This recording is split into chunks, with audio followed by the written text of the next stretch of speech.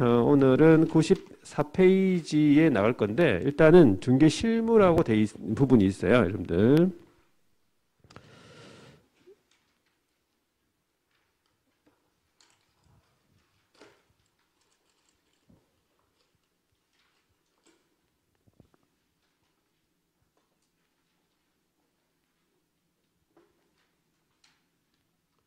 자, 중개 실무가 있는데 그 개념을 한번 적어볼게요. 중개 실무. 시험에 꼭 나오는 건 아닌데 중개 실무라고 하는 것은 크게 두 가지가 있어요. 자, 첫 번째가 뭐냐면 좁은 의미의 중개 실무가 있어요. 중개 실무 일단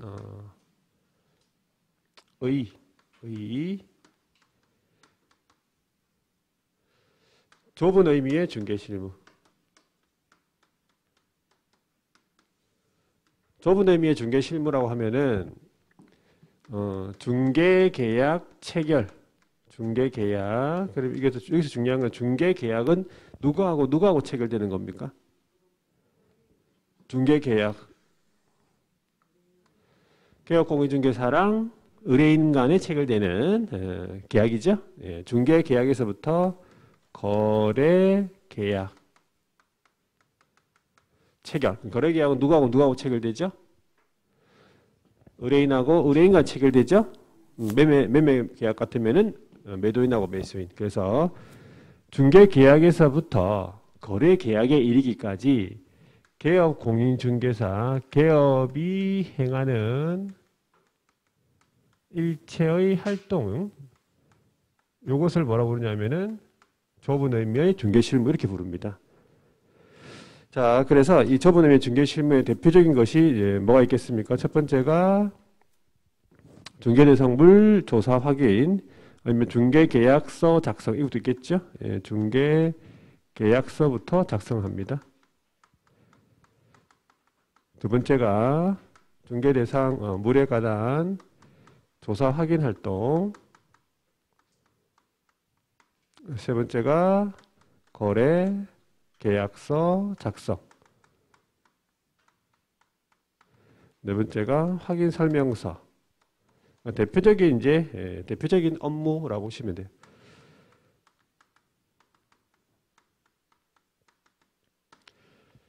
자, 그래서 개업공인중개사는 여기까지만 하는 거예요. 여기까지만 해주면은 법적인 중개 실무는 다 한 겁니다. 법적으로 중개 실무는 계약 체결까지만 해주면 되는 거예요. 여기서 계약 체결까지만, 거래 계약 체결까지만 해주면 되지 그 이후의 절차는 법적인 중개 실무가 아니라 그 말이죠.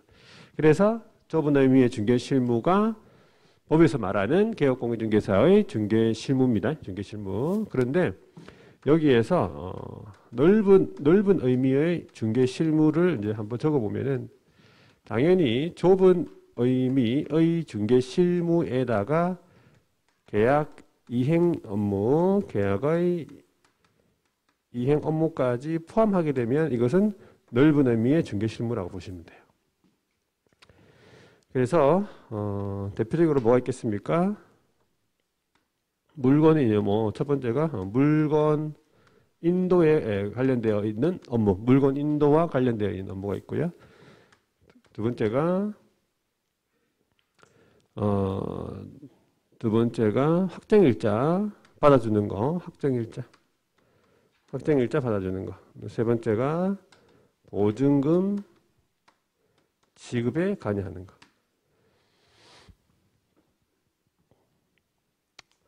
자, 그래서 이 정도 여러분들이 넓은 의미 중개 실무인데 여러분들이 아셔야 되는 거는 일단 여기까지가 법적인 중개 실무다. 여기까지가 법적인 중개 실무다는 거 아시면 돼요. 그러면은 두 번째 중개 실무에 절차가 있어요. 절차. 간단하게 이 절차는 어떤 식으로 이제 중개 실무를 할 것이냐 이 말이죠. 어떤 식으로. 첫 번째 해야 되는 것은 중개 대상물. 첫 번째가 중개 대상 물건의 수집이에요. 중개 대상물을 물건이 있어야 팔 거 아니에요. 그죠? 그래서 직접적인 수집 방법도 있고 간접적인 수집 방법도 있고 그렇게 보시면 돼요. 직접적으로 하는 것은 아무래도 광고, 유인물 배포, 직접 현장에 나가가지고 임장 활동하는 것들 이런 것들은 이제 직접적인 이제 방법이고 간접적인 방법들은 광고를 소개받는다든지 그런 걸 얘기하겠죠. 중개 대상물 수집 및 그다음에 중개 계약의 체결이에요.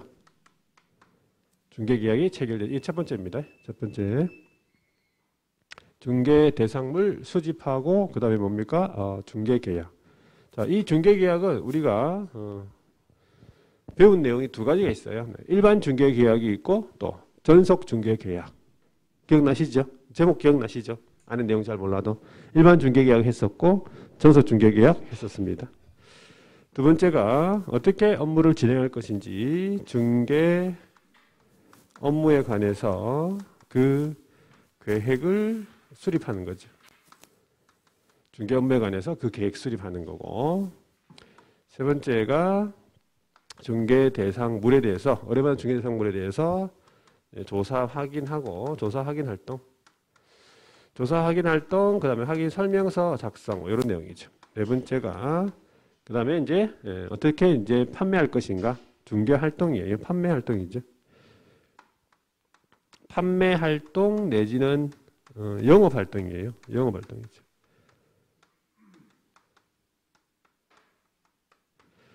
그 다음에 다섯 번째가 이제 계약 체결입니다. 그래서 아까 이제 말씀드렸듯이 여기까지만 하는 거, 여기까지만 하는 것이 개업공인중개사의 법적인 중개실무다. 그렇게 알아두시면 되고, 그 이후에 이제 계약 이행,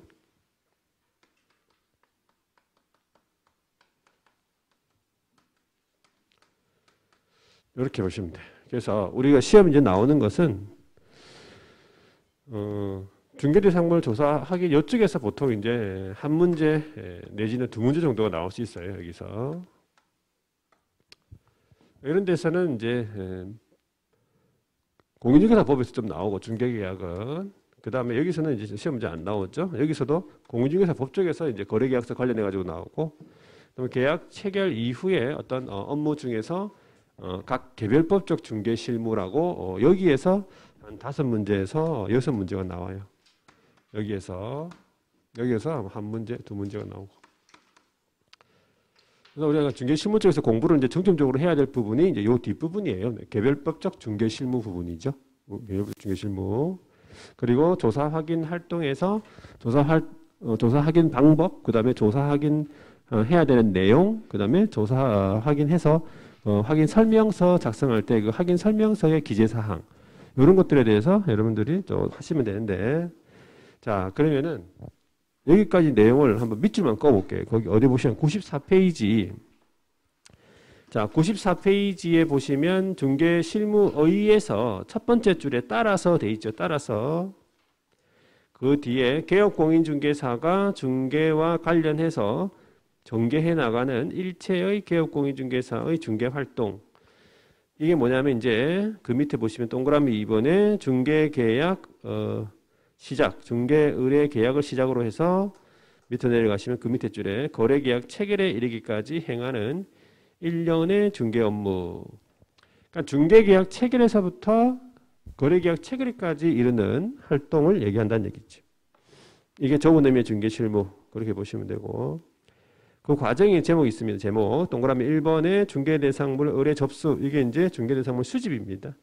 포스팅, 리스팅 이런 것들이죠.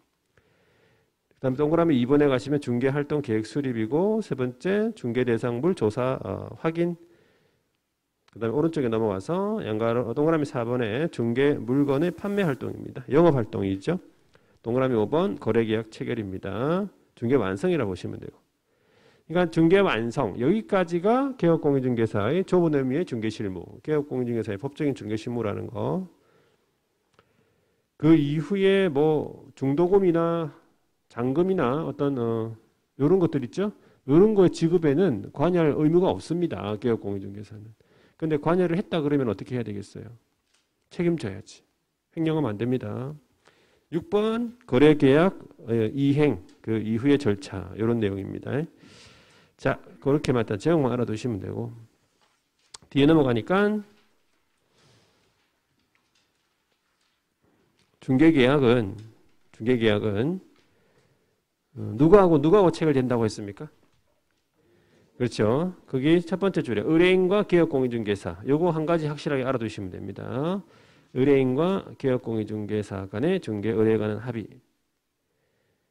그래서 그 두 번째 줄에 보시면 성격에서 민사중개다. 민사중개, 낙성분료식. 이런 거 혹시 들어보셨습니까? 민법 시간에? 아직 안 들어봤죠? 들어봤습니까? 계약법에나 낙성분료식이다. 합치만 있으면 되지 뭐 어떤 유무를 어떤 급부를 요하지 않는다 그 말이에요. 낙성이라는 것은 분료식 형식이 없다는 얘기고 유상이죠. 유상 쌍모 계약이다. 그래서 거기 유형 특징이 있는데 두 번째 줄에 보시면 일반 중개, 그다음에 전속 중개, 독점 중개. 우리가 알고 있는 거 지금 공부한 것은 이제 일반 중개 했었고 전속 중개 했었잖아, 그죠? 그 두 개 시험에 나오는 거예요. 그 정도만 일단 해두시면 돼요. 자, 오른쪽에 이제 조사 확인 이제 관련 내용에서 조사 확인 방법. 조사 확인 방법은 구체적인 건 안 하고 일단 확인 방법은 뭘로 확인하는 게 있냐면 첫 번째 양가로 1번에 보시면 공부를 통해 확인하는 게 있어요. 공부 있죠, 여러분들 대장이라든지 건축물 대장, 뭐 토지 대장, 임야 대장, 지적도, 임야도 이런 공적인 장부 있죠. 요걸 보고 확인할 수 있는 게 있고요. 뒤에 넘어가서요. 양가로 2번에 보면 현장 답사 있습니다. 현장 답사 밑줄 거 볼게요. 현장 답사는 뭡니까? 직접 그 현장에 가서 확인해야 되는 게 있어요. 입지 조건이라든지 환경 조건이라든지 이런 건데 큰 제목만 여러분 알아두시면 돼요. 그냥. 그 다음에 또 양가로 3번에 보시면 의뢰인을 통한 조사가 있어요. 의뢰인을 통한 조사가 있어요. 의뢰인한테 물어보는 게 있습니다. 의뢰인한테 자료 요구하는 게. 왜 의뢰인한테 자료 요구하겠습니까? 의뢰인이 잘 알고 있으니까 자기 집이었으니까 잘 알고 있을 거 아니에요. 상태에 관한 자료 같은 게 있잖아. 그죠? 벽면 도배 같은 거, 그 다음에 내외부 시설물 같은 거 있죠.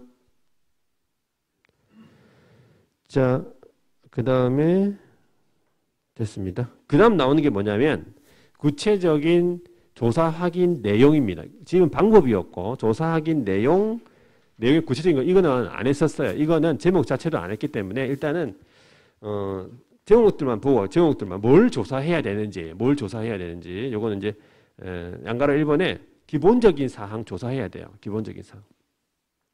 뭐 소재지, 지번, 지목, 면적 그런 거 있죠, 여러분. 그 중개대상물의 기본적인 사항 말하죠. 일단은 기본적인 사항 요 제목 기억하시고. 그 구체적인 거는 지금 안 봐도 됩니다, 여러분. 뒤에 넘어가세요. 양가로 2번에 뭡니까? 권리관계에 관한 사항. 그 중개대상물의 소유권, 그 다음에 뭐 전세권, 지상권, 지역권, 저당권 이러한 권리관계가 있는지 권리관계에 관한 사항 조사해야 되고 양가로 3번에 보시면 공급상 이용제한 거래규제 공급상에 이용제한 거래규제 있죠? 밑을 꽂고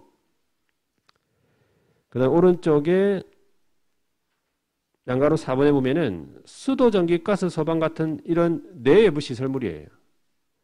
내외부 시설물이죠. 그리고 그 옆에 벽면 도배 같은 거 있어요. 이런 거 다 조사해야 된다는 얘기죠. 그 다음에 양가로 5번에 보시면 일조소음, 진동, 이거 환경 조건입니다. 그 다음에 도로, 학교 등 입지 조건이에요. 그 옆에 입지 조건. 도로와의 관계라든지 대중교통 이런 것들. 그 다음에 양가로 6번에 거래 예정 금액 조사해야 되고 중개보수 실비 금액과 산출 내용. 그 다음에 조세 같이 나와 있네. 한꺼번에 묶어서 나와 있는 거죠. 취득 시 부담할 조세의 종류 및 세율. 이런 것들을 앞에서 원래 이제 확인 설명 사항이라고 암기법이 있습니다. 확인 설명 사항이라고. 근데 그거를 안 했었어요. 그래서 그냥 이런 것들을 조사해야 되는구나. 제목 정도만 알고 넘어가시면 돼요. 1, 2월 달에 다 할 거니까. 자, 됐습니다. 전체적으로 이런 식으로 흘러가는구나만 아시면 돼요. 자, 뒤에 넘어가니까 이제 뭐가 나와요? 조사 확인 활동 부분 끝났죠? 그 다음에 이제 나오는 게 이제 판매 활동이에요. 판매 활동, 이게 뭡니까? 영업 활동이잖아. 이거는 이제 시험 안 나옵니다. 그래서 뭐 안 할 확률이 높아. 그건 넘어가시면 되고. 그 다음에 나오는 게 제목이 뭡니까? 계약 체결입니까? 이게 이제 중개 완성이잖아요. 여기도 일단은 거래계약서 할 때 법령에서 좀 했기 때문에 일단 넘어가시면 돼요. 그 다음 나오는 게 뭡니까? 이제 중개실무 관련 법령이 쭉 나오잖아요. 그죠? 여기서부터가 본격적으로 시험이 많이 나오는 부분이에요. 여기 검인계약서, 그 다음에 뒤에 한 장 넘겨보면은 실권리자 명의 등기에 관한 법률, 그 다음에 주택임대차, 상가임대차, 경매, 그 다음에 매수신청 대리. 그래서 한 5문제 정도가 여기에 나온다 보시면 돼요. 우리가 중개실무가 6문제, 뭐 올해 6문제 나왔었으니까 6문제 많이 나면 7문제인데 이 뒷부분이 5문제가 나옵니다. 반드시 나와요. 이 뒷부분을 여러분들이 해야 돼요. 물론 앞에 확인 설명서 쪽, 조사 확인 쪽, 그쪽도 해야 되는데 일단은 여기 검인계약서를 잠시 볼 건데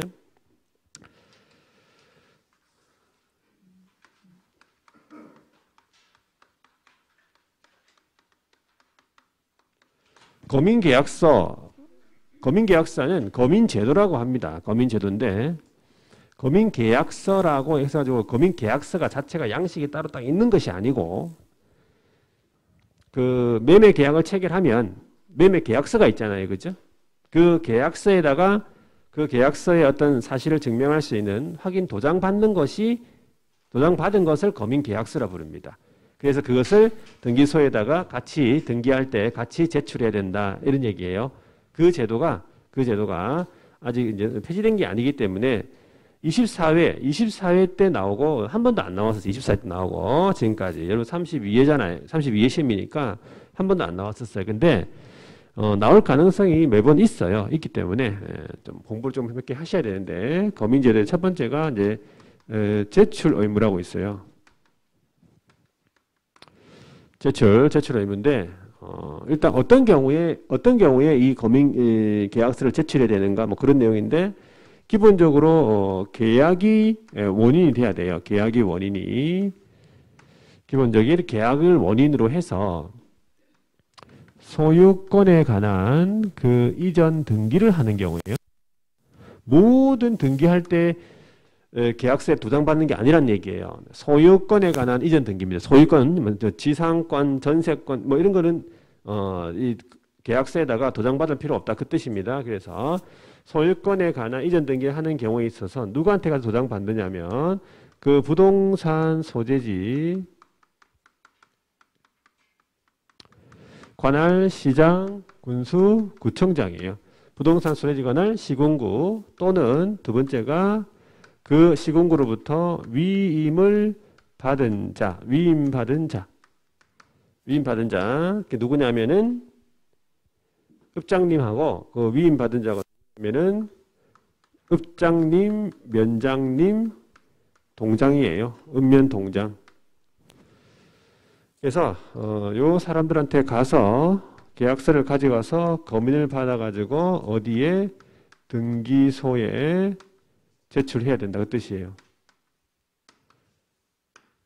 이게 검인제도예요. 검인제도. 계약을 원인으로 해서 소유권 이전 등기하는 경우에 요 사람들한테 가가지고 그 계약서 가서 도장 받아서 등기소에 제출해야 된다. 이게 검인계약서 제출 의무입니다. 의무. 그래서 검인 대상. 요게 가끔씩 이제 시험에 물어본 거예요. 검인 대상을 구체적으로 어떤 경우에 검인을 받아야 되는가 그 말이죠. 검인 받아야 되는가. 요 세 가지 조건을 충족해야 되는데 첫 번째가 부동산 계약을 원인으로 첫 번째 아까 얘기했듯이 이제 계약을 원인으로 해서 부동산에 관해서 소유권에 관한 이전 등기하는 경우에 뭐 한다? 네. 계약을 원인으로 해서 부동산에 관한 소유권 이전 등기하는 경우에 그 계약서에다가 도장받는다 그 뜻이에요. 이 세 가지가 다 충족이 돼야 된다 그 뜻이죠. 세 가지가 다. 그러면 이제 여기 보면 검인을 받아야 되는 대상이 있고 검인을 받을 필요 없는 대상이 있어요. 요게 이제 시험 문제 예전에 이렇게 물어보는 경우가 많았었어요. 요게. 자, 그래서 첫 번째가 몇 가지가 있는데 첫 번째 신탁 등기, 신탁 계약, 신탁 또는 신탁 해지 계약서, 적법한 신탁 계약, 신탁 해지 계약 같은 경우에 일단 도장 받아야 됩니다. 검인 받아야 된다는 뜻이에요. 그 다음에 공유물 분할할 때 그 계약서 있죠? 공유물 분할할 때의 그 계약서에다가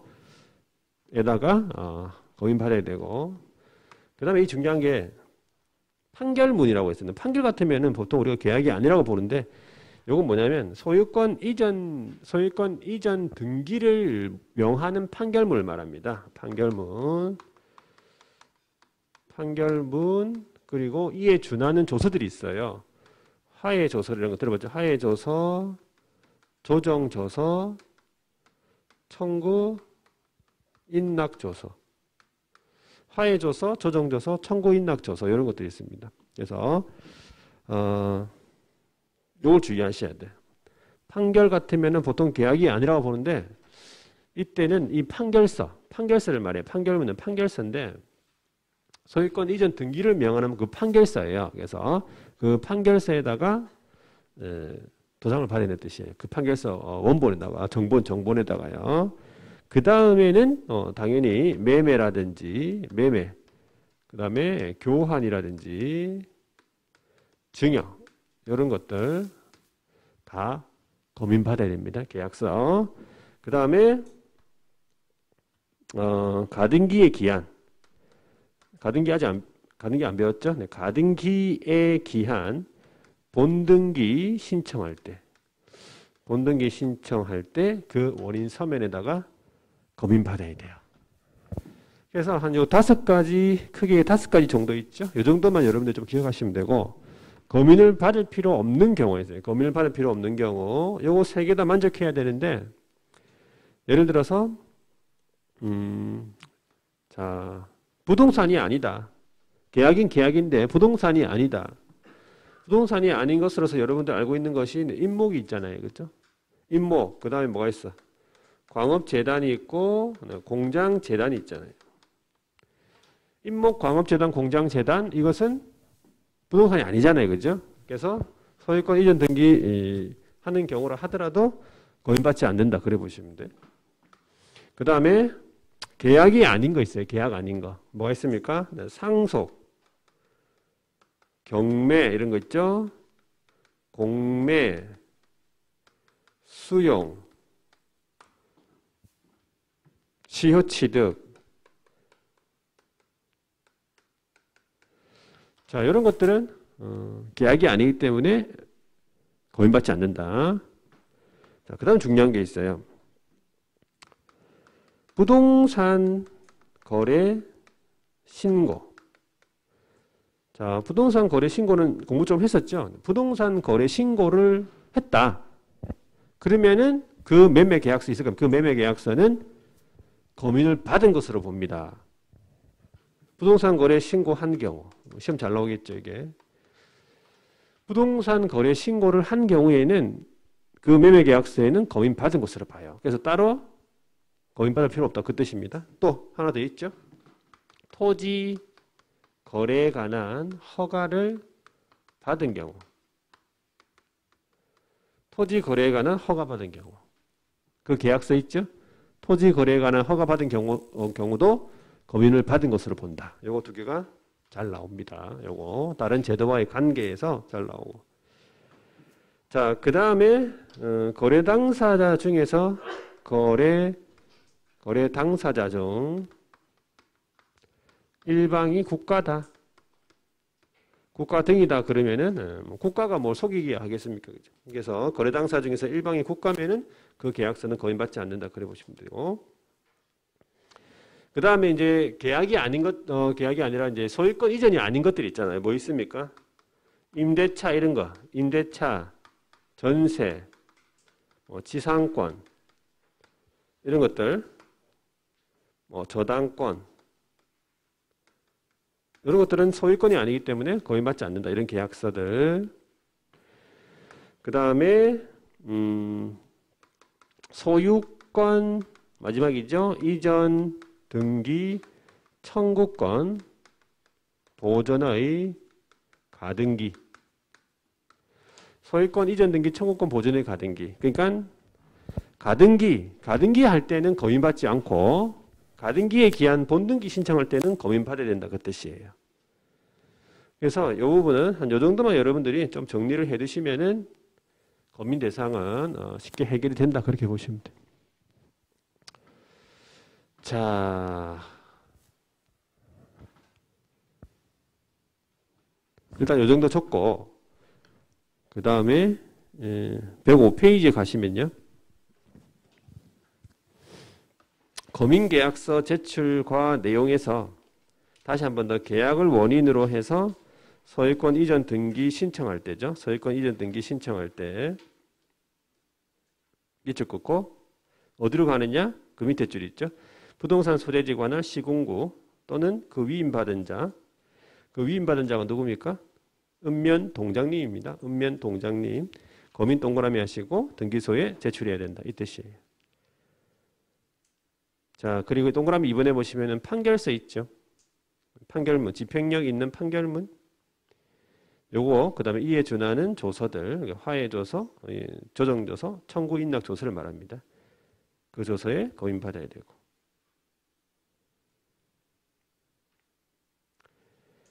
자, 검인 신청자는 누구냐면은 일단 동그라미 1번에 끝에 가시면 계약 체결한 당사자 중 1인이에요. 계약 체결 당사자 중 1인. 그리고 그 옆에 위임받은 자. 자, 계약 체결 당사자 중 1인, 그 다음에 그 위임받은 자 또 있어요. 계약서를 작성한 변호사, 법무사, 개업공인중개사예요. 이 사람들이 등록 신청자에 해당이 된다. 개업공인중개사, 계약서를 개업공인중개사가 작성했다. 그러면 개업공인중개사가 검인을 받아야 할 의무자입니까? 아닙니다. 주의하셔야 돼요. 검인을 신청할 수 있는 사람이지 개업공인중개사가 계약서를 작성했다고 해서 개업공인중개사 보고 의무가 있는 사람인 게 아닙니다. 개업공인중개사는 신청할 수 있는, 부탁을 받으면 신청할 수 있는 사람이지. 되겠습니까? 주의하셔야 돼요. 부동산 거래 신고했을 부동산 거래 신고 쪽에서 여러분들 부동산 거래 신고에서 개업공인중개사가 거래 계약서를 작성 교부했을 때는 기업이 신고 의무자였잖아요. 그렇죠? 근데 이 검인 계약서 같은 경우에는 기업이 중개회가 기업이 뭐 거래 계약서를 작성했다고 해서 기업이 의무자가 아니라는 거예요. 이 검인 계약서에서는 신청자에 해당이 되는 거지. 그걸 주의하셔야 돼요. 자, 그러면 거기 보시면 검인 신청 서면 제출이 나오죠. 매매 계약서, 계약서 그다음에 밑에 판결서 있습니다. 요거에 원본 또는 정본이 되겠죠. 계약서는 원본이라고 그러고 판결서는 정본이라고 그럽니다. 그리고 사본 두 통. 가로는 지금 보지 말고 사본 두 통, 그거까지만 보세요. 그래서 검인을 교부를 해주는데 어떤 심사를 하냐면 두 번째 줄에 동그라미 3번이죠. 계약서의 판결서의 형식적 요건 구비, 그러니까 서류 구비 여부만 일단 확인한다. 요거 시험에 잘 물어봤었어요. 형식적 요건 구비 여부만 확인하지 실질적인 심사, 진정성 여부를 확인하는 것은 아닙니다. 요거 시험 문제 물어봤었어요. 형식적 심사를 한다. 그렇게 알아두시면 돼요. 자,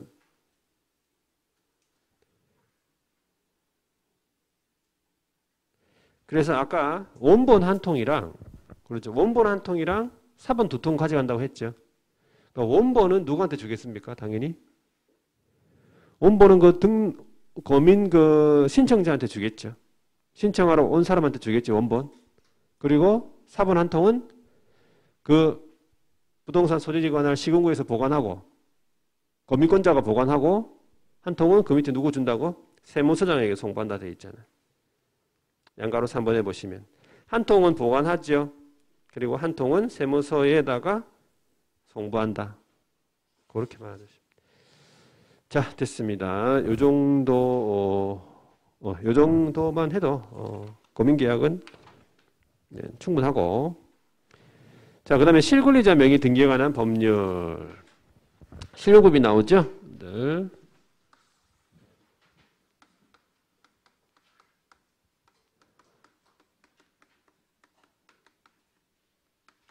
줄이면 부동산 실명법이에요. 부동산 실권리자 명의 등기에 관한 법률입니다. 부동산 실명법. 자, 부동산 실명법인데, 자, 첫 번째가 이제 목적이에요. 목적을 한번 보면은 이 법의 제정 목적입니다. 목적인데, 소유권, 그 밖에 물권. 그러니까 소유권뿐만 아니라 그 밖에 물권. 자, 그 밖에 물권은 뭐가 있습니까? 물권 여러분들 했습니까? 물권 말고 물권. 소유권 말고 뭐가 있죠? 뭐 용익물권도 있고, 그죠? 담보물권도 있고, 들어봤죠? 용익물권이면 지상권, 지역권, 전세권 이런 거 있잖아, 그죠? 뭐 그다음에 유치권, 뭐 저당권 같은 이런 소유권뿐만 아니라 그 밖에 물권도 실체적인 권리 관계, 실체적인 권리 관계와 일치하도록 실제 권리자 명의로 등기를 하게 하는 거예요. 실명법은 실소유자하고 등기부상의 소유자하고 일치되도록 하자는 거예요. 이게. 그래서 무엇을 방지하기 위한 목적이겠습니까? 목적 자체는 무엇을 방지하기 위해서?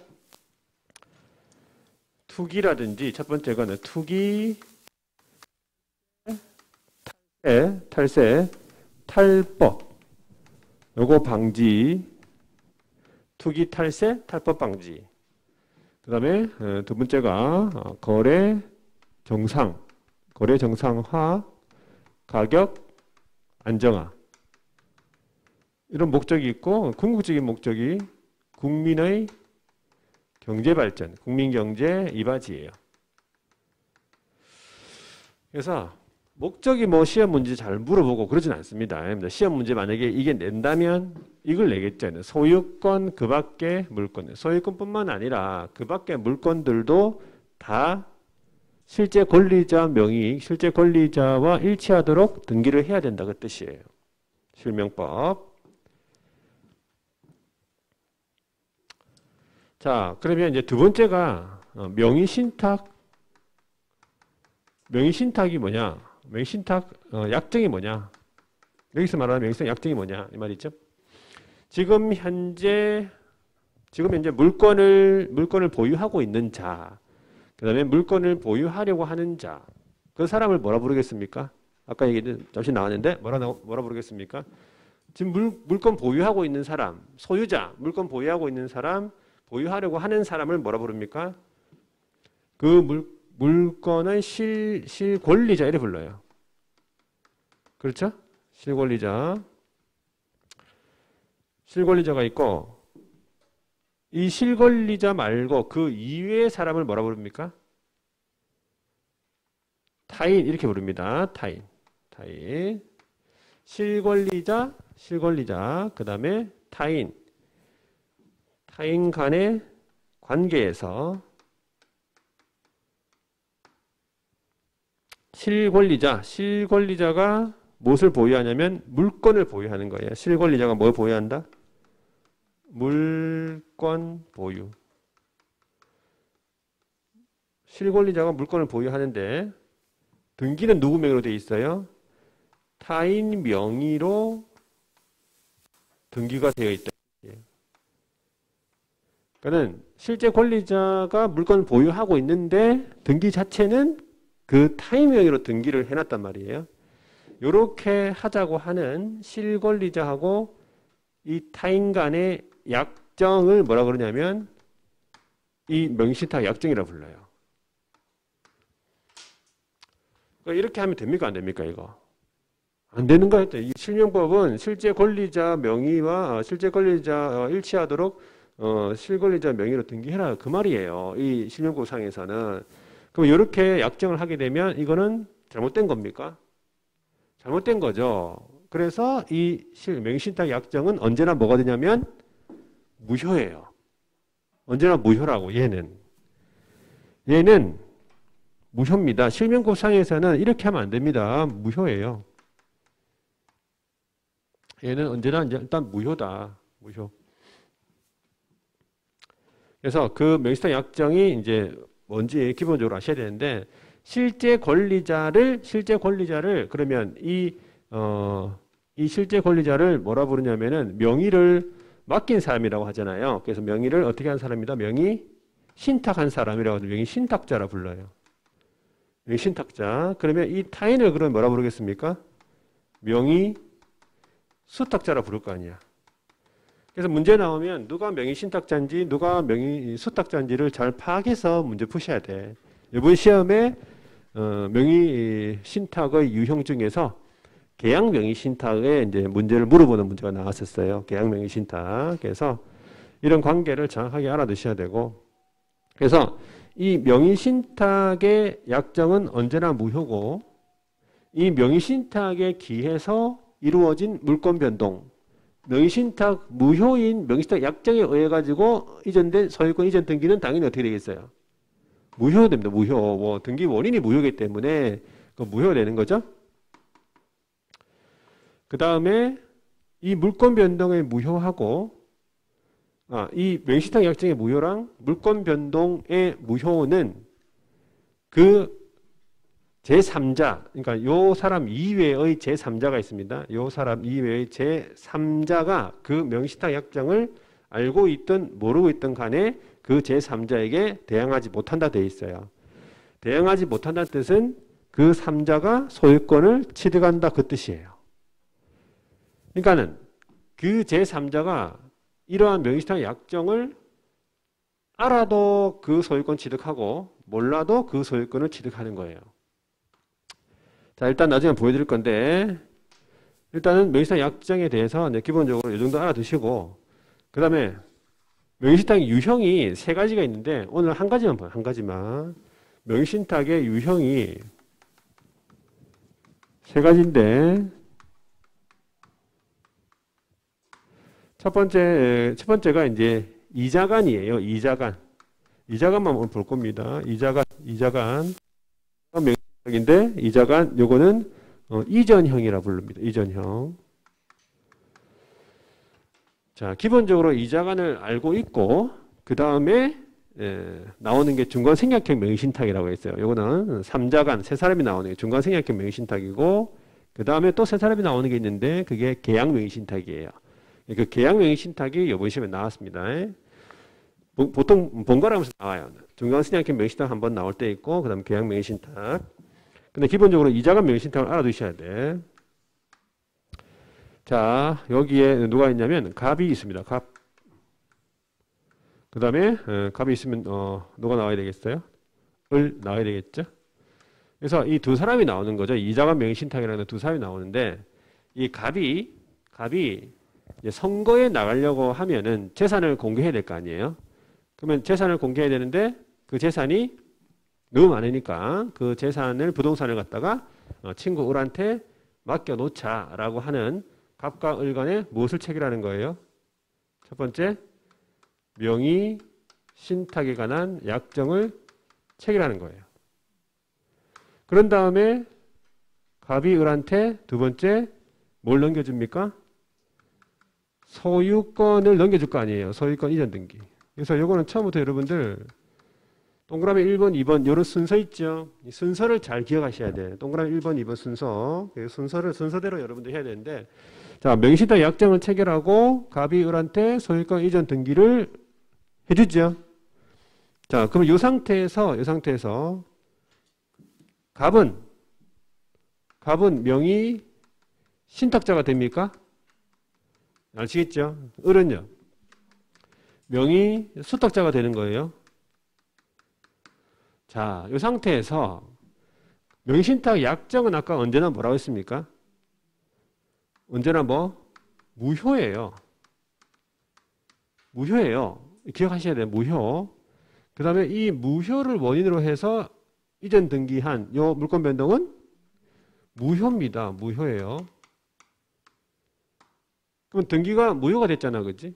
그럼 원래대로 기속돼야 돼. 그럼 누구한테 기속되겠습니까? 소유권이? 소유권은 당연히 3번 소유권이 갑한테 귀속이 돼요. 그렇죠? 그럼 갑은 어떻게 신탁 부동산, 맡긴 신탁 부동산에 대해서 반환을 받을 수 있느냐? 첫 번째는 을한테 가가지고 말소 요구를 하는 거예요. 등기 전 말소해 달라.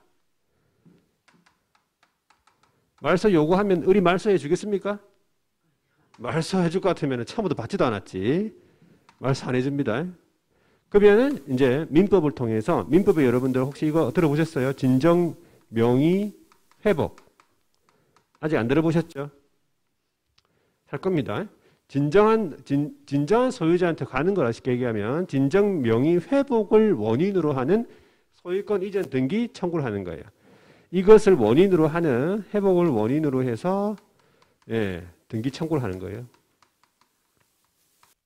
요거 알아두시면 돼요. 진정 명의 회복을 원인으로 해서 민법에 따라서 소유권 이전 등기 청구를 하면 신탁 부동산에 대해서 반환을 받을 수 있다, 이 뜻이에요. 되겠습니까? 4번. 그런데 우리의 을은 이걸 항상 어떻게 합니까? 이것을 팔아요. 판다는 뜻이 무슨 말입니까? 양도입니다. 누구한테 양도하겠습니까? 갑, 을 나왔으니까 병이 나와야 되겠지? 병. 이때 병이 누굽니까? 이게 제3자예요. 제3자에게 이걸 팔아. 주기 전에. 팔죠? 그러면 이 제3자는 아까 선의, 악의 이런 거 배우셨죠, 여러분들? 선의는 뭡니까? 모르고죠. 모르고. 선의는 모르고. 그 다음에 악의는 알고예요. 그러니까 이 약정을, 이 명시상 약정을 몰랐어. 이 3자는. 모르든 알든 선악 불문하고 소유권 취득합니다. 이 제3자는. 제3자를 보호해주기 위해서 이 두 사람을 더 나쁜 사람 되잖아, 그죠? 그래서 제3자를 보호하기 위해서 선악 불문하고 소유권 취득합니다. 제3자가. 그런데 7번에 보시면은 이 제3자가 을의 배임행위. 자, 배임행위 들어보셨죠? 배임행위에 뭐 했어? 적극가담. 민법에서 나오죠. 적극적으로 가담한 거예요. 이 배임, 팔려고 하는 이 배임행위에 적극 가담했어. 그러면 뭘 한 겁니까?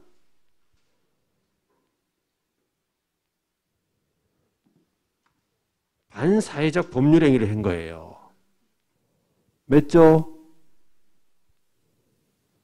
그런 거 아직 모르고 민법도 안 되고 뭐 공법도 안 되고 뭐 되는 게 없네. 되는 거 딱 하나 있다. 중개사법. 그것만 되면 합격이에요. 다 필요 없고 중개사법만 되면 합격이야. 그렇죠? 예. 요것만 90점 나오면 끝나는 겁니다. 배임행위에 적극 가담한 것은 반사회적 법률행위라. 그거는 유효입니까? 무효입니까? 일단 무효예요. 그래서 무효기 때문에 소유권을 취득할 수가 없어. 그렇게 되는 거예요. 7번까지 되겠습니까? 이 명의신탁 유형에서 이 번호대로 잘 따라오셔야 돼. 요거는 2자간이고 3자간도 있고 계약명의신탁도 있어요. 그러니까 요건 기본적으로 알아두셔야 요 형태를. 자, 그러면 마지막에 뭐냐면 이 양도 있죠. 이 양도 팔았잖아. 병한테 팔았죠. 이 양도는 지금 을은 이거 자기 부동산 아니잖아요. 맡겨놓은 거잖아. 그럼 다른 사람 재물을 횡령하면 횡령죄에 적용이 돼요. 횡령죄. 그러니까 갑에 대해서 횡령죄가 적용되느냐 그 말이에요. 갑에 대해서 횡령죄가 적용되느냐? 을은 횡령죄가 적용이 됩니다. 이거는 갑재산이잖아. 그죠? 갑의 부동산이기 때문에 갑에 대해서 횡령죄가 적용됩니다. 그래서 횡령죄. 참고적으로 이제 3자간이나 계약명의 신탁은 횡령죄가 적용이 안 된다라는 판례예요. 근데 얘는 갑에 대해서 갑의 물건을 횡령했기 때문에 횡령죄가 적용된다. 기억하셔야 돼요. 기본적으로 요 이자간이죠. 이자간을 기본적으로 아시고 요걸 알면 이제 3자간하고 4자간은 약간 형태는 비슷해요. 비슷한데 사람이 세 사람이 나오기 때문에 조금 더 이제 더 그려지겠죠. 그거는 1월 달에 2월 달에 그때 한번 보도록 하겠습니다. 그때 여기까지 하고 자, 거기 보시면 106페이지에 실권리자 명의 등기에 관한 법률에서 동그라미 양가로 1번 동그라미 1번에 보시면 밑줄 꺼볼게요. 소유권 기타 물권. 소유권뿐만 아니라 물권, 그 밖에 물권도 다 포함이 된다는 사실.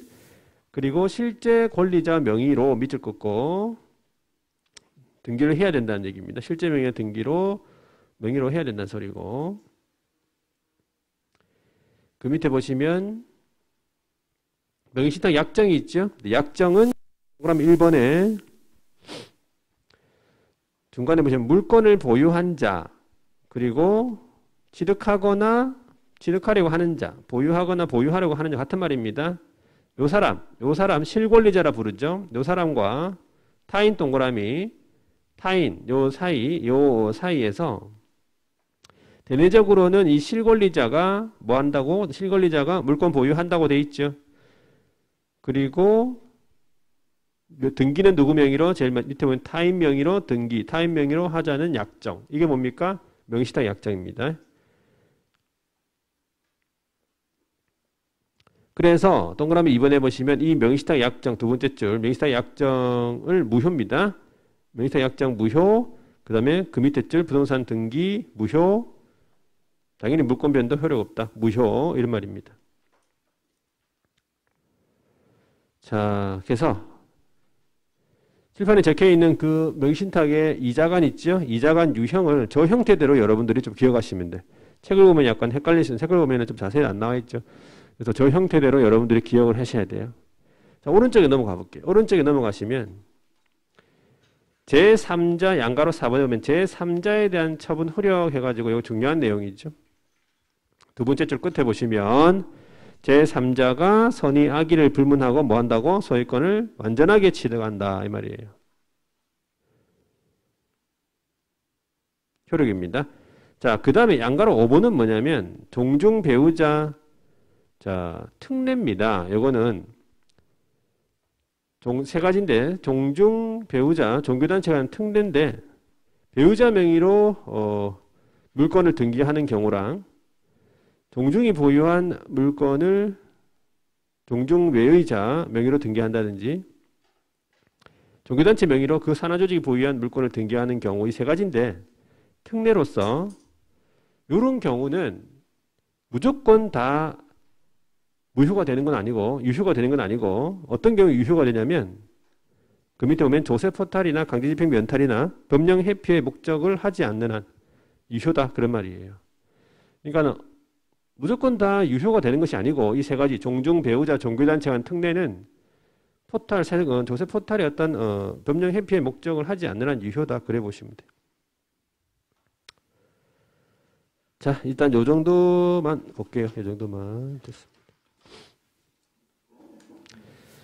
자, 그래서 실명법이 전체적으로 이런 내용이구나. 그래서 그렇게 알아두시면 돼요. 보고 1, 2월 달에는 거의 3자간이랑 계약명의신탁까지 다 해야 되니까 그렇게 하시면 돼요. 좀 쉬었다가 108페이지에 보시면 주택임대차도 있고 상가임대차 있죠. 요거 두 개를 보도록 하겠습니다. 좀 쉬었다 하겠습니다.